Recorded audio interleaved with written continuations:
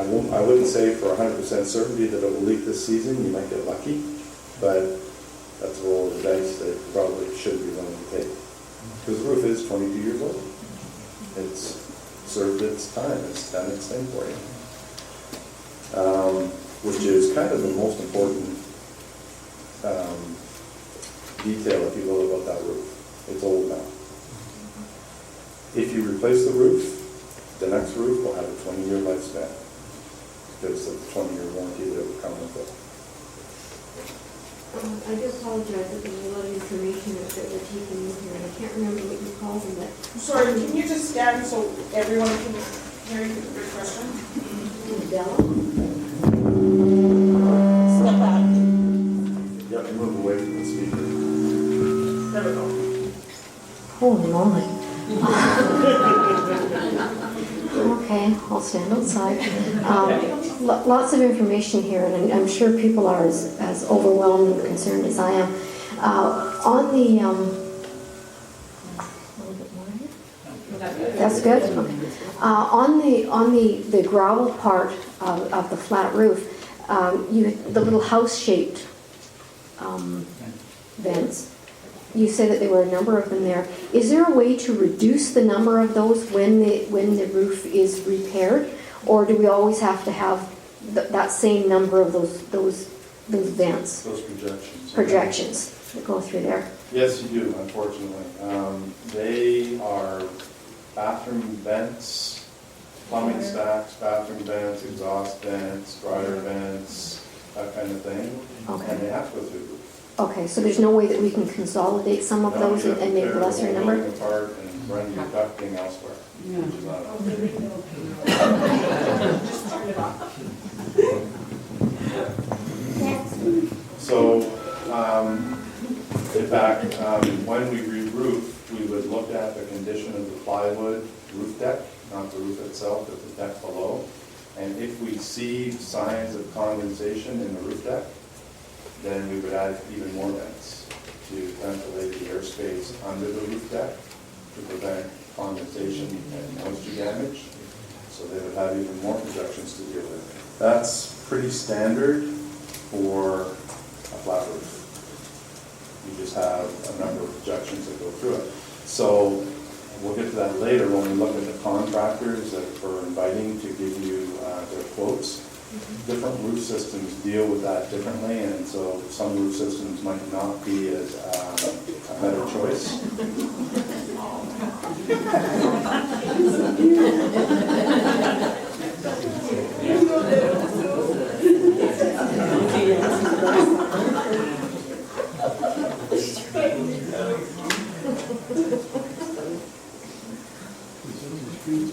He sniffs out the leaks, right?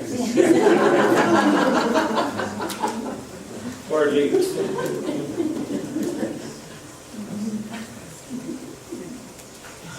Just looking for the flat roof again.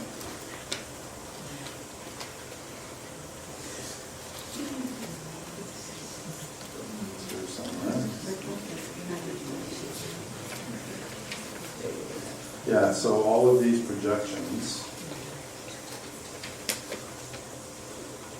all have to be here. That's a plumbing vent. It vents the wet stack, so all your plumbing goes down. It needs to suck air from the roof. This is a dryer vent or bathroom vent, and these are all attic vents, roof vents and dryer vents. You have mechanical equipment sitting through the roof deck. You even have the firewalls, all of which cut to the roof deck. So roofing contractors are totally prepared to deal with these. They just have different systems for it. And so, any more questions about the flat roof, the actual tar and gravel roof that's in place now? Is anybody wondering about how we arrived at the fact that it's basically gone, even though it's not leaking? You mentioned at one point earlier that the more gravel that's on the roof, the better it is because it stops the sun from getting down. At one time, would that roof have had a lot more gravel and it's just gone someplace, they burst? No, I think when there's the potential when they had the fire that the gravel may have been moved around. From what I see, and this is from personal practical experience, one of the things that I do on a job as part of project supervision on a roof system like this, after it's been installed, I would check the gravel and make sure that it's evenly distributed. And I would even call for the contractor to come back as a deficiency and redistribute gravel where necessary, where I think it might be a little thin, Or add more? or add more. The gravel was distributed on this roof by guys sweating in the sun, pushing gravel around by wheelbarrow and tools, rakes. They just didn't do it as well as they should have. And somebody didn't catch that. Somebody should have said, take the gravel where it's 2 and 3 inches thick and take some of it and put it where it's only ½ inch thick. The gravel doesn't move, it doesn't wash or anything, so the gravel that's in position up there pretty much was put there at the very beginning. So you did get a good roof system, you just didn't have somebody thorough making sure the gravel was evenly distributed in order to protect it, and the proof is in where it's actually boiled through now. The gravel is there for 2 reasons. One is to add weight to the roof, and the other main reason is as an ultraviolet resistant product. It's old-fashioned, but it still works very well.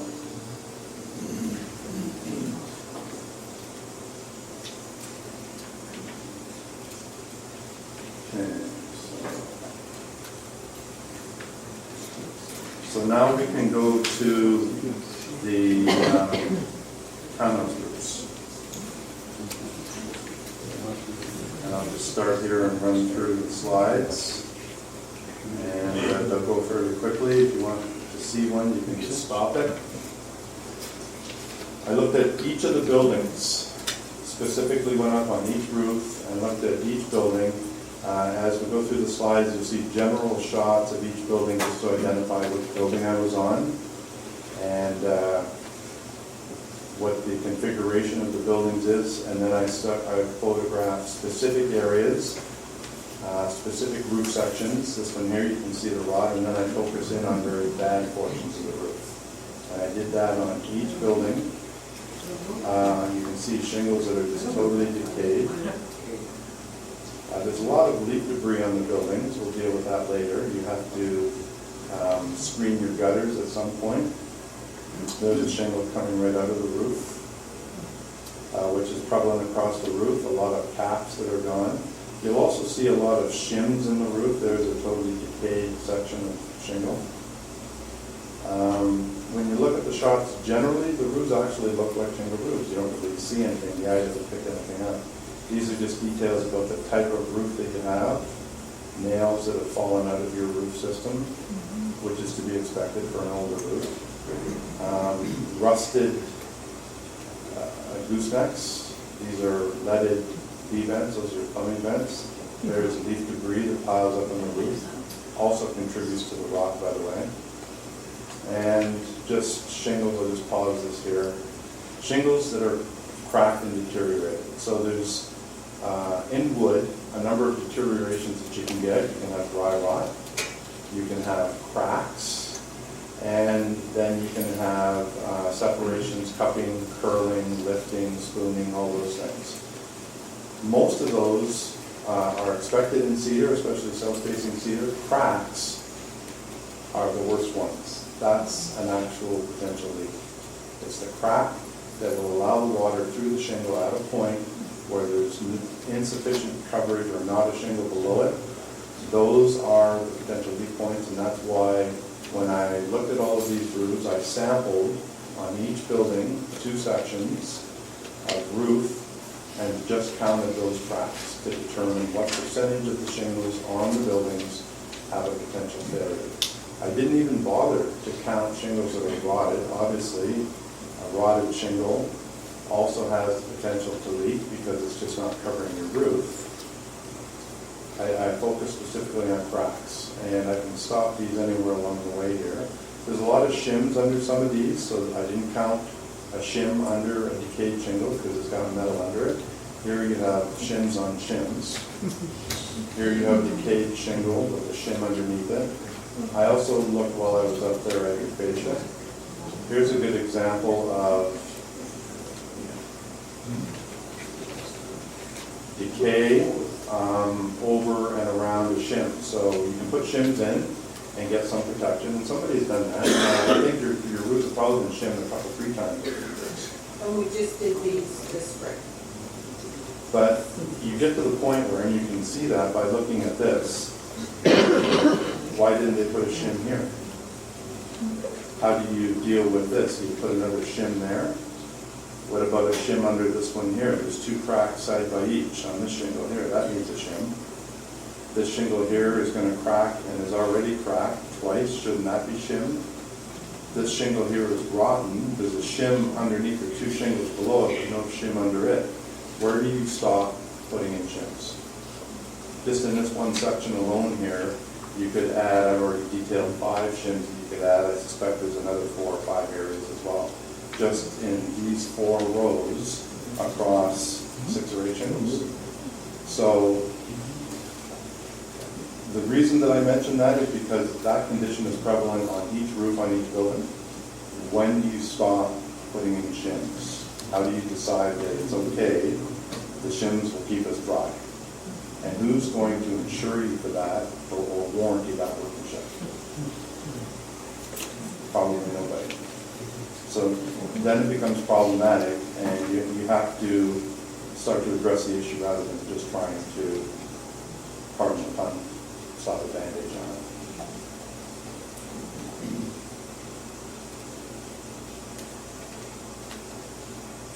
So now the shingles are decayed and falling out.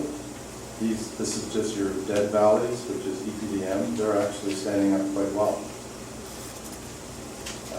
You can see the gooseneck vents have rusted quite a bit, and the screens are coming out of them.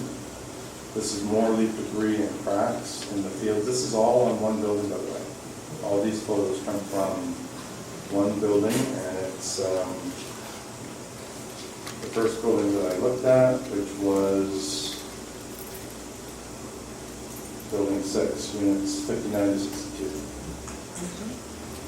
You can see the tails are broken. You can see shingle pieces falling down the roof here.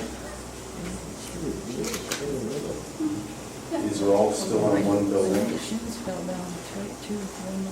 There's just an opening in your fascia and some rock, more cracked shingles. You can see the cracks forming. There's a hole. Just go back. There's a hole forming in a shingle just sitting there. Nobody's walked on it, it's just rotting right through this section right here. And this shingle above it is also rotted, so that hole will just continue to get bigger. It's really hard to say without, lifting it. If water's going into that hole right now, potentially it is. But if I lift it to look, I'll just destroy the shingle. Yeah. And I'll show you that later as well.